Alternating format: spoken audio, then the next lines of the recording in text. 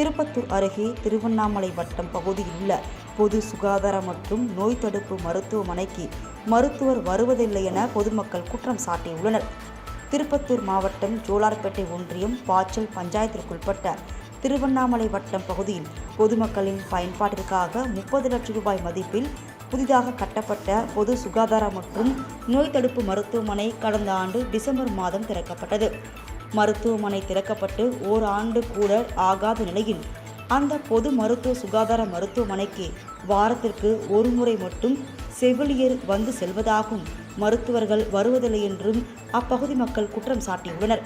மேலும் அப்பகுதியிலிருந்து வெளியேற்றப்படும் கழிவுநீர் மருத்துவமனைக்கு அருகே செல்வதால் கொசு உற்பத்தி அதிகரித்து அப்பகுதி மக்களுக்கு டெங்கு உள்ளிட்ட நோய் தொற்று ஏற்படும் அபாய நிலை உள்ளதாகவும் மக்கள் அச்சம் தெரிவித்தனர்.